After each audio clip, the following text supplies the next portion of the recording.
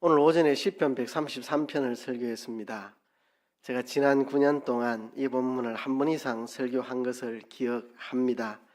오늘 또 설교한 이유는 다음 주에 있을 부산지방청년연합회 수련회 주제 성구이고 제가 첫날 저녁 집회를 맡았기 때문에 이 말씀을 묵상하다가 우리 교회에서 설교를 하게 되었습니다. 물론 수련회 때 이대로 설교할 건 아니고 수련회 때는 좀 다르게 설교를 할 텐데요.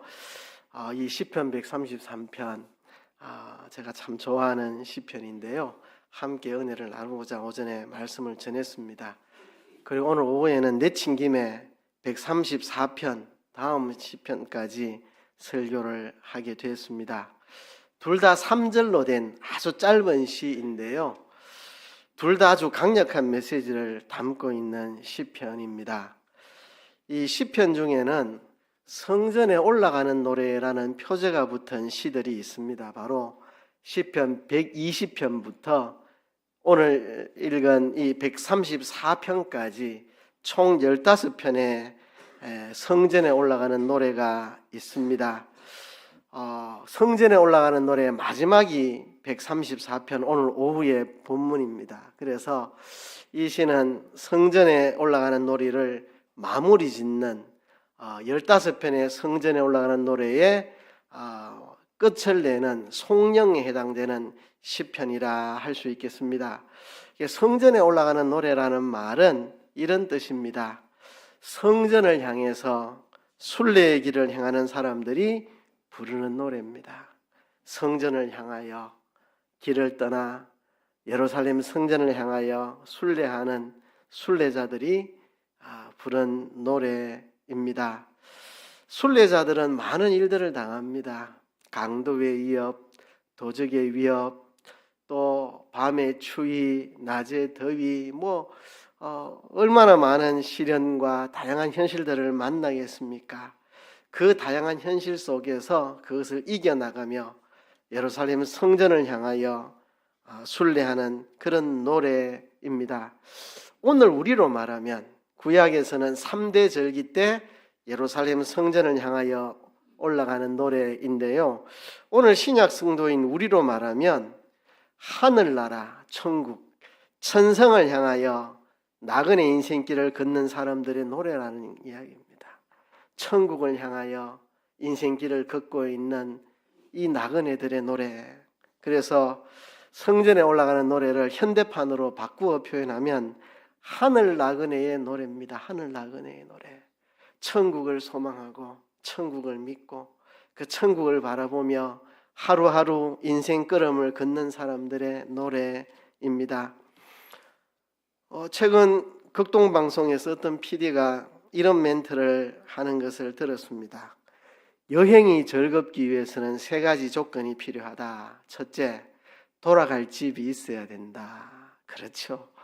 돌아갈 집이 없는 사람의 여행은 그거는 방랑하는 겁니다. 방랑, 떠도는 거, 노숙하는 겁니다. 돌아갈 집이 있으니까 여행이 즐거운 거죠. 두 번째는 짐이 가벼워야 한다. 그렇죠? 여행하는데 짐이 너무 많으면 즐겁지 않습니다. 짐이 가벼워야 합니다. 세 번째는 좋은 동행자가 있어야 된다. 그렇죠? 마음 맞고 뜻이 통하는 사람하고 여행하면 즐겁습니다. 그렇지 않으면 여행이 즐겁지 않아요. 저는 100% 공감하는 맞는 말이다 생각을 했습니다. 그러면서 나는 행복한 사람이구나 느꼈습니다. 저는 돌아갈 집이 있는 사람입니다. 천국이 있는 사람입니다. 저는 이 땅에는 제 이름으로 등기된 땅 한 평도 없는 사람이지만 나는 이 인생 끝에 가야 할 영원한 천국이 예비되어 있는 사람입니다. 저는 세상에 별로 미련이 없습니다. 땅이라도 몇 평 있어야 세상에 미련이 있지. 저는 26살에 학교를 졸업하고 바로 아내랑 결혼하고 전도사가 됐습니다. 주머니에 통장에 돈 한 푼 없이 결혼생활 시작하고 전도사 사역 시작했습니다. 그날부터 지금까지 그달 살해받아서 그달 사는 인생입니다. 저는 통장에 넣어놓은 돈도 없고 가진 땅도 집도 없고 지금 30년 가까운 세월을 그달 살해받아서 그달 먹고 사는 인생입니다.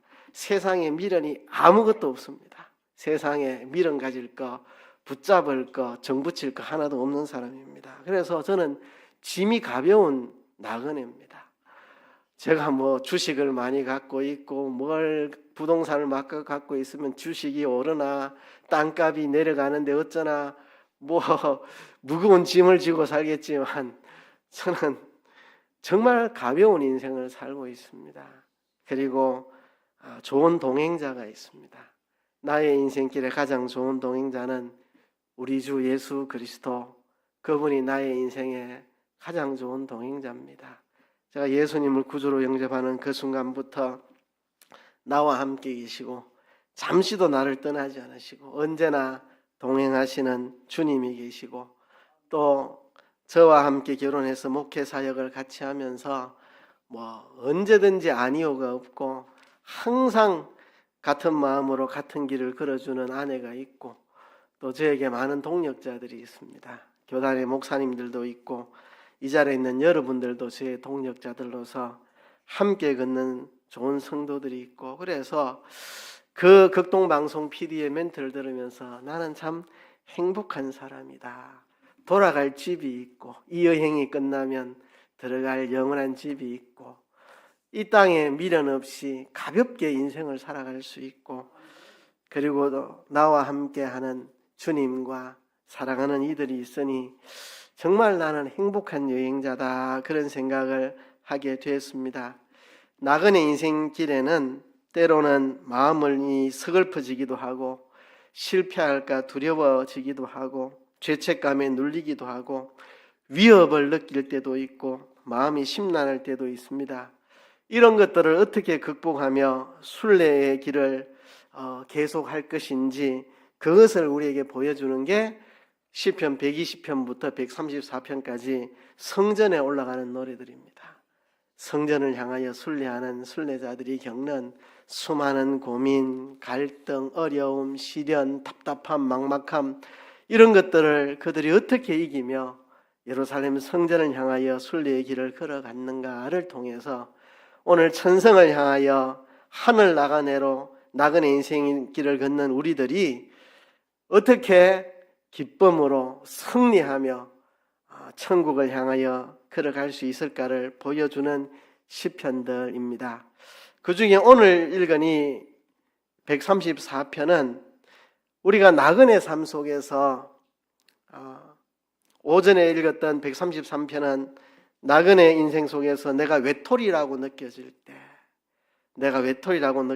때 주님이 너희는 외톨이가 아니다. 외톨이로 살지 말아라. 너희가 하나로 연합해서 살아갈 때 내가 그곳에 은혜와 사랑을 제사장 머리에 쏟아붓는 풍성한 기름처럼 부어줄 것이고 하늘에서 잔잔히 내리는 이슬을 맞고 자라는 식물들처럼 있는 듯 없는 듯 너희에게 하나님의 은혜와 사랑을 부어주실 것이라는 약속을 하셨고 그 은혜와 약속을 붙잡고 우리는 외톨이가 아니라 이 나그네 인생길을 함께 연합해서 살아가라는 것입니다. 오후의 말씀은 시편 134편인데요. 나그네의 삶 속에서 캄캄한 밤을 만난 것 같은 현실, 뭔가 내 인생에 밤중을 만난 것 같은 현실, 그런 속에서 내가 어떻게 밤을 이겨나갈 것인가 하는 것입니다. 나그네로 살다 보면 태양빛이 반짝이는 대낮만 있지 않습니다. 삶 속에는 낮만 있는 게 아니고 밤도 찾아옵니다. 답답하고 캄캄하고 어둡고 힘들고 괴롭고 한 그런 순간들이 찾아옵니다. 그 인생의 밤을 어떻게 이겨나갈 것인가를 우리에게 보여줍니다. 인생의 밤을 만날 때 어떤 이들은 어떤 술이나 마약이나 게임이나 어떤 취미나 그런 것에 몰두해서 자기를 마비시키는 그런 사람들도 있을 것이고 어떤 사람은 현실을 도피합니다. 현실을 도피하고 외면하는 사람들도 있습니다. 어떤 사람은 비난하는 사람도 있습니다. 내가 밤을 만난 것은 누구 때문이다. 직장 상사 때문이다. 배우자 때문이다. 친정 때문이다.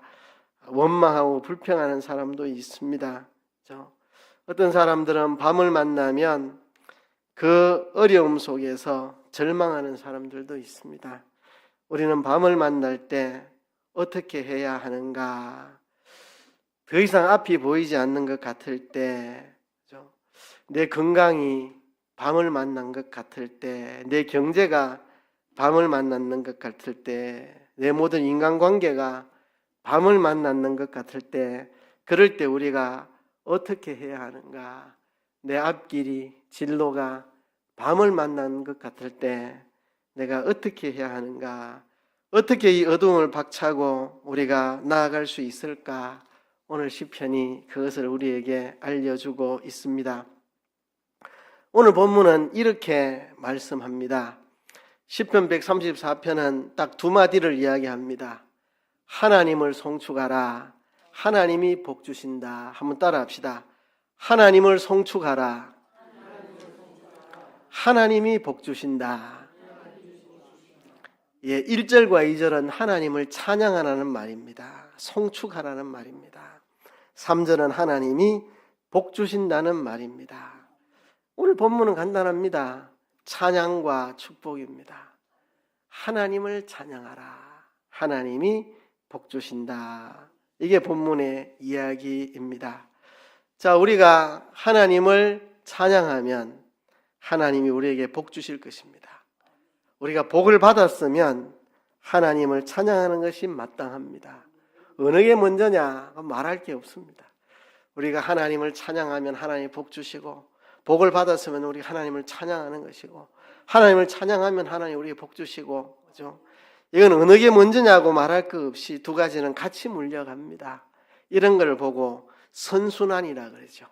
복을 받았기에 하나님을 찬양하고, 하나님을 찬양하기에 하나님이 복을 주시고, 복을 받았으니 하나님을 더 찬양하고, 선순환이 이루어지는 것입니다. 바로 본문이 우리에게 그것을 말씀합니다. 우리 인생길에 밤을 만났을 때 그 어두움을 돌파할 수 있는 것, 그것은 바로 하나님을 송축하는 것입니다. 이것이 시편 134편입니다. 자, 우리가 왜 하나님을 찬양해야 할까요? 그것은 성도의 특권이기 때문입니다. 어느 가수가 노래를 불렀죠. 사랑은 아무나 하나. 그래서 그 가사를 바꿔보겠습니다. 찬양은 아무나 하나.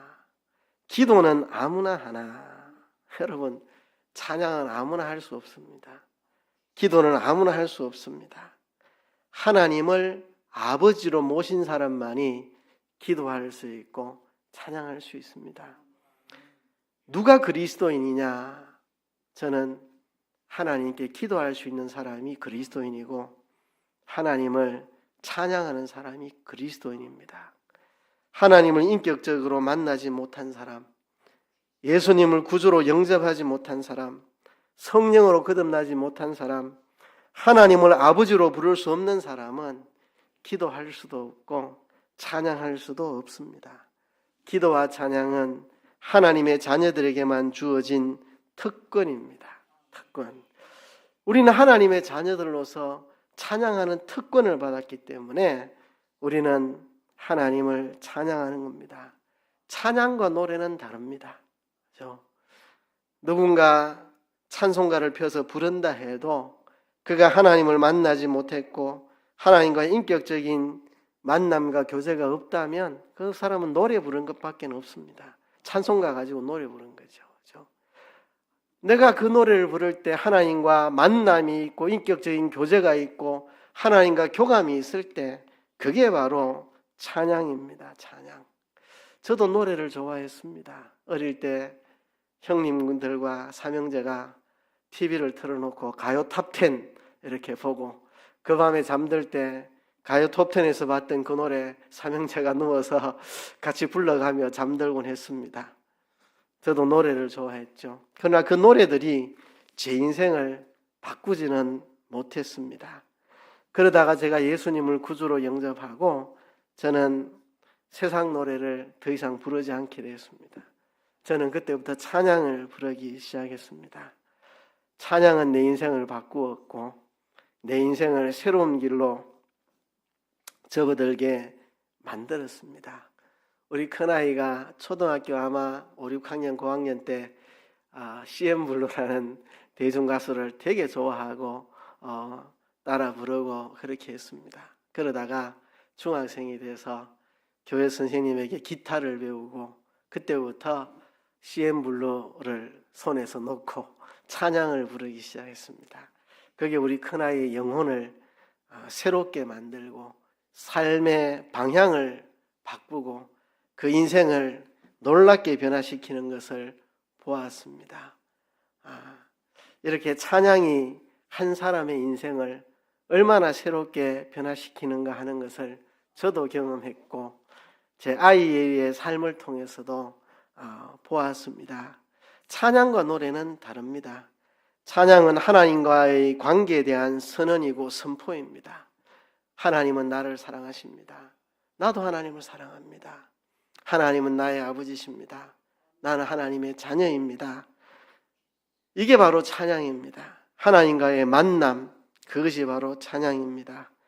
내 영혼과 하나님이 만나는 순간 우리가 찬양을 부르고 있는 것입니다. 그래서 찬양은 아무나 하나, 하나님을 만나지 못한 사람은 찬양할 수 없습니다. 이게 바로 우리가 가진 특권입니다. 우리는 하나님을 만났고 성령으로 거듭났고 하나님의 자녀가 되어서 이제는 우리가 찬양을 부를 수 있는, 노래가 아니라 찬양을 부를 수 있는 그런 사람이 되었습니다. 하나님과의 인격적인 만남이 없는 사람들, 인격적인 그 만남이 아주 가늘다랗게 연결된 사람들, 찬양이 지루합니다. 찬양이 지루습니다. 언제 찬양 끝나노? 이렇습니다.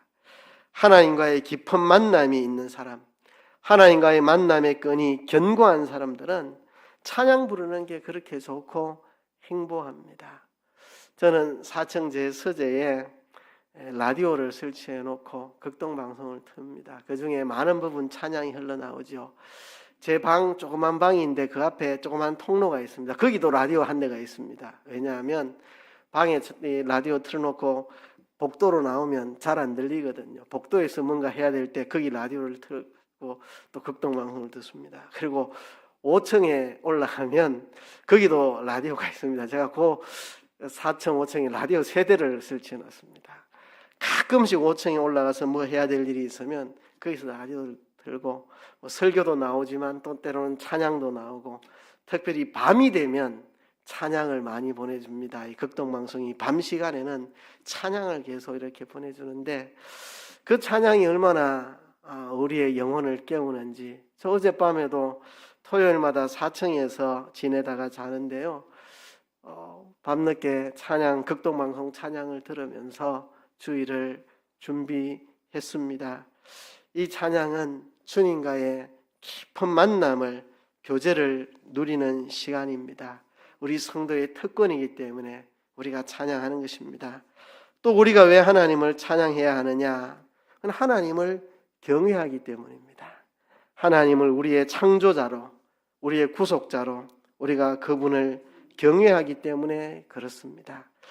그래서 오늘 본문에는 밤에 여호와의 집에 섰는 여호와의 모든 종들아 여호와를 송축하라고 말씀하고 있습니다. 여러분, 우리가 하나님에 대한 경외감을 가져야 됩니다. 그게 예배의 중요한 요소입니다. 주일이니까 의무적으로 교회에 나와 앉아 있는 것은 참으로 하나님을 예배하는 게 아닙니다. 하나님에 대한 경외감이 있을 때 그게 하나님을 예배하는 것입니다. 하나님을 전지전능하신 분으로, 자존하신 분으로, 나를 창조하신 분으로, 십자가의 피로 나를 구속하신 분으로, 언제나 나와 함께 하시는 분으로, 내 생사화복을 주권하신 분으로 그분을 우리가 경외할 때 그것이 온전한 예배이며 하나님을 경외하는 것을 우리 입술로 표현하는 게 바로 찬양입니다. 요즘 시대는 아쉽게도 경외감을 잃어가는 시대가 되었습니다. 경외감을 잃어가는 시대가 되었습니다. 요새는 뭐 상하관계가 잘 없죠. 니나 내나 이런 시대가 됐죠. 그래서 니나 내나 뭐가 다른데 이렇게 윗사람을 공경하는 이 공경심이 많이 사라져가는 시대인데요. 이런 시대에 발맞추어서 하나님에 대한 경외감도 많이 약화되는 시대가 아닌가 생각을 합니다. 이럴 시대일수록 우리가 찬양을 통해서 하나님을 경외하는 마음을 더욱더 가지고 참된 예배를 하나님 앞에 드려야 합니다. 사람들은 이렇게 생각합니다. 마음이 우러나야 찬양을 하지요. 이렇게 말하죠. 마음이 우러나야 찬양하지요. 근데 여러분, 심리학에서 옛날 심리학은 이렇게 생각했습니다. 마음이 우러나야 행동이 나온다. 이게 옛날 심리학입니다. 가면 갈수록 그런 것 같지가 않다. 이게 이제 현대 심리학입니다. 행동을 하면 마음이 우러나게 되더라. 어느 게 먼저냐? 모르겠다. 이게 현대 심리학입니다.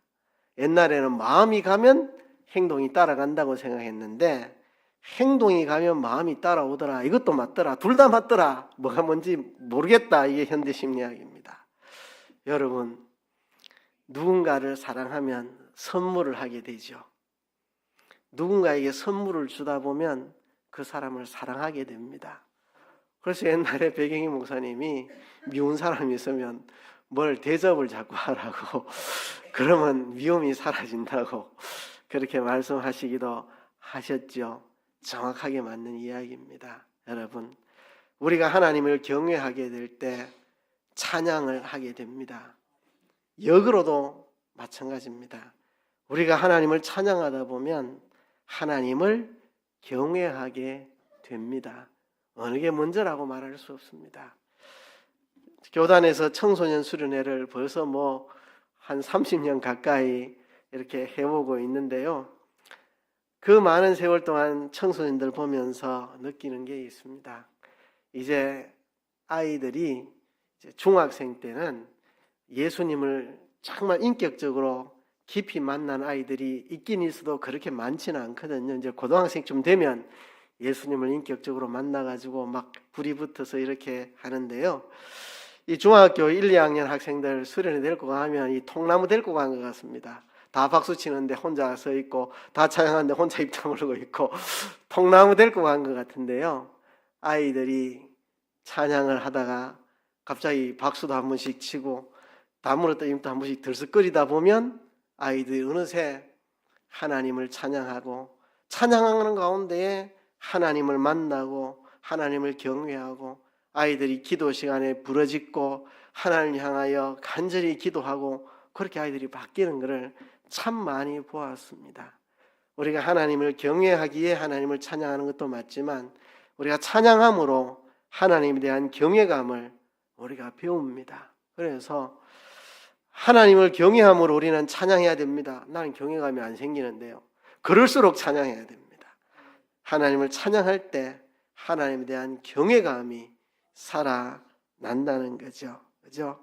그래서 우리는 하나님을 찬양해야 합니다. 왜 우리가 하나님 찬양해야 합니까?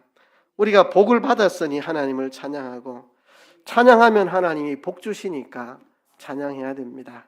오늘 본문 1절과 2절 하나님께 복 받았으니 너희는 하나님을 송축하라. 3절 하나님을 송축하면 하나님 너희에게 복 주신다. 1절 2절에 하나님이 복 주셨으니까 찬양하라. 복 주셨으니까는 말 없는데요. 왜 지어냅니까? 지어낸 게 아니고요. 그게 여호와라는 말이 반복됩니다. 밤에 여호와의 집에 섰는 여호와의 모든 종들아 여호와를 송축하라. 1절에만 여호와가 3번 나옵니다. 2절에 또 성소를 향하여 너희 손을 들고 여호와를 송축하라 그랬습니다. 여호와 여호와 여호와 여호와가 누구신데요? 우리와 언약을 맺으신 언약의 하나님, 우리와 구원의 언약을 맺으시고 그 구원의 언약을 신실하게 이행하사 독생자 예수 그리스도를 이 땅에 보내주시고 그 피로 우리를 구속하사 우리에게 영원한 생명 주신 그 하나님, 그분이 여호와입니다. 그죠? 우리를 사랑하시고 우리 가까이 계시고 우리와 맺은 언약을 신실하게 언약 베푸셔서 십자가의 피로 구속해 주시는 그 구원의 하나님, 언약의 하나님을 여호와라고 합니다. 너희가 이 은총을 받았으니, 하나님의 사랑을 입었고 구속의 은총을 입었으니, 너희가 복을 받았으니, 구원의 복을 받았으니 여호와를 송축하라. 여호와를 송축하면 천지를 지으신 그 여호와께서 시온에서 내게 복을 주실 것이라 말했습니다. 우리는 찬양의 특권을 받은 사람이고 하나님을 경외함으로 하나님을 찬양하고 하나님께 복 받았으니 찬양하고 찬양하면 복 주시니 우리는 하나님을 찬양하라는 것입니다. 자, 그러면 어떻게 찬양해야 되는가? 어떻게 찬양해야 되는가? 밤중에 하나님을 찬양하라고 말씀을 합니다. 여기 밤중에 여호와를 찬송하라는 것은 시간적으로 밤에 여호와를 찬양하라는 그런 뜻으로도 볼 수 있지만 이렇게도 생각해 볼 수 있습니다. 우리 인생에 어두움이 찾아올 때, 밤을 만났을 때 그 어두움을, 그 밤을 돌파하고 깨어 나갈 수 있는 강력한 힘이 찬양에 있다는 것입니다. 그렇죠? 찬양하라는 것입니다. 이 어두움을 뚫고 돌파하는 힘이 찬양에 있습니다. 우리 한국어 성경으로는 알 수 없는 건데요. 제가 이야기를 드리면 1절에 보면 여호와를 송축하라, 2절에 여호와를 송축하라 그랬고요. 3절에 여호와께서 내게 복을 주실지어다 라고 되어 있는데, 이게 송축이라는 말과 복이라는 말은 한국어로는 전혀 다른 말인데 히브리어로는 똑같은 단어입니다. 똑같은 단어. 히브리어로 바라크라는 단어인데요. 이 바라크가 하나님을 향할 때는 송축이라고 우리가 번역하고, 하나님이 사람을 향할 때는 복이라고 그렇게 번역을 합니다. 똑같은 단어입니다. 우리말에 비슷한 말이 어떤 게 있을까? 이게 비유가 될지 모르겠는데, 어릴 때 어른들이 이렇게 하는 말을 듣고 제가 조금 혼란스러웠습니다. 얘야, 쌀 한 말만 팔아오너라 이렇게 말하면, 쌀을 팔아오라고? 지금 쌀 사러 보내면서 쌀 사오너라 안 그러고 쌀 팔아오너라 이렇게 어른들 그래 말하지, 그죠? 그러니까 팔아오라는 말은 우리 집에 있는 쌀 한 말 들고 나가서 판매하고라는 말 아니잖아요, 그죠? 쌀을 한 말 사오라는 이야기잖아요. 그래서 이 어른들이 쌀을 팔아와라 이 말은 쌀을 사오라는 말입니다.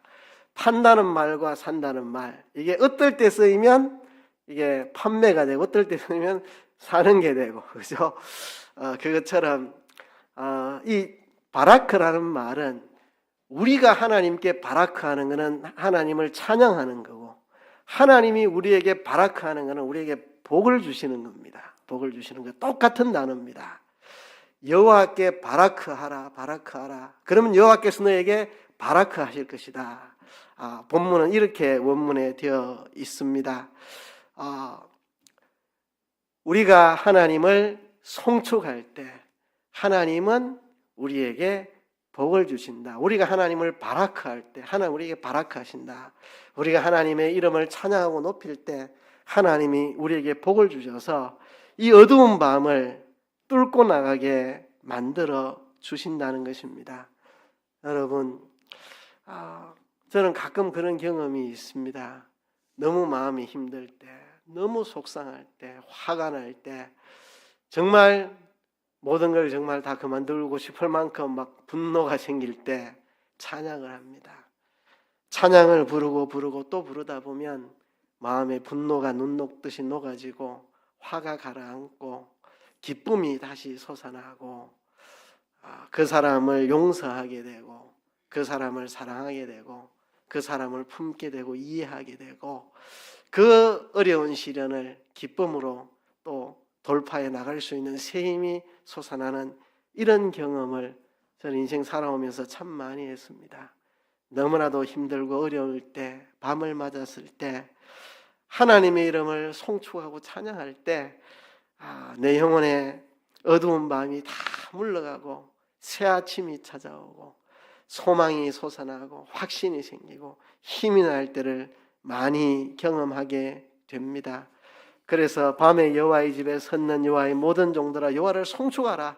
송축하면 여호와께서 너희에게 복을 주실 것이라고 말씀을 합니다. 그리고 1절에서는 그래 말했고 밤에 여호와를 송축하라 말했고 2절에서는 너희 손을 들고 여호와를 송축하라 그렇게 말씀을 했습니다. 손을 들고 여호와를 송축하라고 말씀합니다. 손을 든다는 것은 하나님을 향하는 것입니다. 하나님을 향하는 것. 손을 든다는 것을 요즘 현대어로 바꾸면 요즘은 인터넷 시대잖아요. 접속. 하나님에게 접속하라. 하나님께 접속하라. 그리고 하나님께 다운로드를 받아라. 그런 이야기입니다.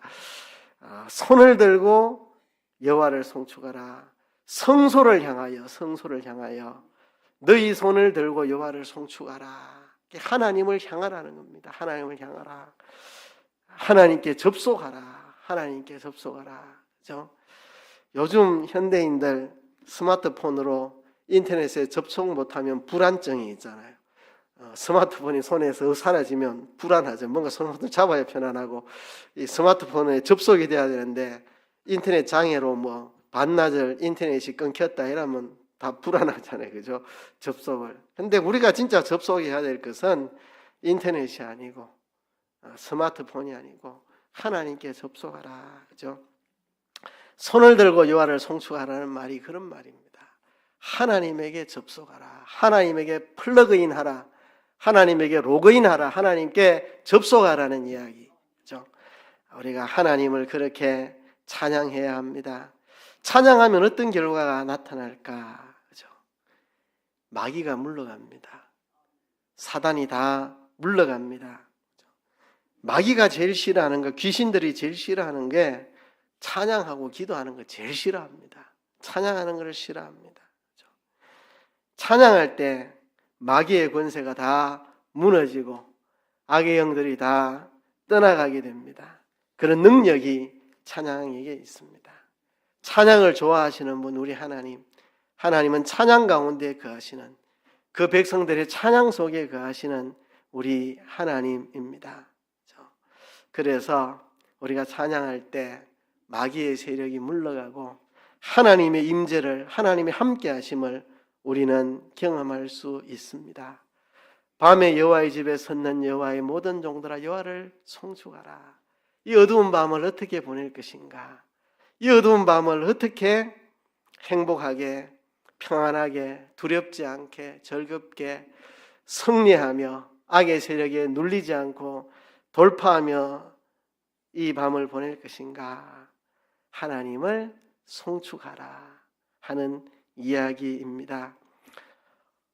두 가지 예만 드리고 말씀을 맺겠습니다.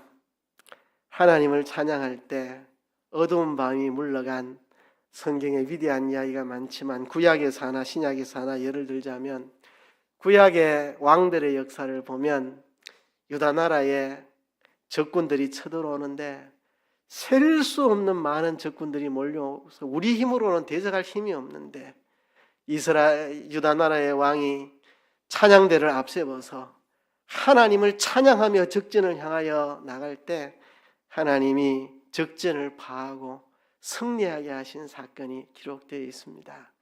셀 수 없는 적들이 우리 힘으로는 어떻게 감당할 수 없는 어마무시한 적들이 몰려오는데 우리 힘으로 할 수 없습니다. 전쟁은 하나님께 속했습니다. 하나님의 이름을 찬양하며 찬송 부르며 적진을 향해 나갈 때 승리한 사건. 신약에서는 사도 바울이 2차 선교여행 때 빌립보에 갔을 때 빌립보에 귀신 들린 여인의 귀신을 내어 쫓았더니 점치지 못하게 돼가지고 이 점치는 여종을 데리고 돈벌이 하던 주인이 화가 나서 고발을 해서 바울이 끌려가가지고 죽도록 얻어맞고 만신창이가 돼가지고 옥에 갇혔습니다. 그렇게 죽도록 얻어맞고 옥에 갇힌 바울, 그 밤에 뭘 했을까요? 찬양을 불렀습니다. 찬양을. 그 밤에 만신창이 된 몸으로 찬양을 불렀습니다. 그 찬양이 그 감옥을 뒤흔들었습니다. 많은 사람들이 그 찬양을 들었습니다. 그 감옥에는 원망과 불평이 가득 차 있겠죠. 나는 사람 한 명밖에 안 죽였는데 5명 죽인 누구는 들키지 않아가지고 밖에서 잘 사는데 1명 죽인 나는 왜 여기 끌려와가 이 고생을 하나 원망 불평하고 있고, 감옥 안에서는 원망 불평 한탄이 가득 차 있는 그 감옥을 누가 봐도 죽도록 얻어맞아 만신창이 된 온 사람이 찬양을 부르는데 그 찬양이 사람들의 마음을 뒤흔들어 놓았습니다. 그 찬양이 감옥을 뒤흔들었고 지진이 일어났고 감옥이 흔들렸고 옥문이 열렸고 쇠사슬과 착고가 다 풀려졌습니다. 놀라운 역사가 일어났습니다. 간수들이 이 놀라운 사건을 보고 자살하려고 그랬습니다. 이제 옥문이 열려서 착고가 풀려서 죄수들 다 도망가면 나는 사형이다. 아예 내가 그냥 자결하고 말자. 그런데 그 찬양을 부르던 사도 바울은 도망가지 않았습니다. 그들을 말렸습니다. 우리 절대 도망가지 않는다. 자살하지 마라. 그런 놀라운 경험을 한 간수들, 예수님을 구주로 믿고 교회가 세워지게 됩니다. 그 간수를 통해서 교회가 세워지고, 빌립보에서 어떻게 교회를 세워야 될지 막막했는데 그 마음에 불렀던 찬양이 어둠을 깨고, 그 밤에 어둠을 깨고 사람들의 마음을 뒤흔들고 옥틀을 뒤흔들고 교회가 설립되도록 만들었습니다. 그렇습니다. 찬양은 밤을 만난 우리가 밤을 돌파할 수 있는 능력이 있습니다. 여러분, 우리가 하나님을 찬양합시다. 여러분, 뜨겁게 찬양한다고 고발할 사람 아무도 없습니다. 여기서 뜨겁게 찬양 부르면 사형당할 것 같은 분위기 만들지 말고 우리 모두 열정적으로 하나님을 찬양합시다. 하나님을 열정적으로 찬양합시다. 예배 때 하나님을 열정으로 찬양하고 집에 가서도 틈날 때마다 하나님을 찬양합시다. 찬송을 들으며 이 찬송을 통해서 밤같은 나그네 인생 걸음을 승리로 돌파하는 저와 여러분 되기를 주의 이름으로 축복합니다.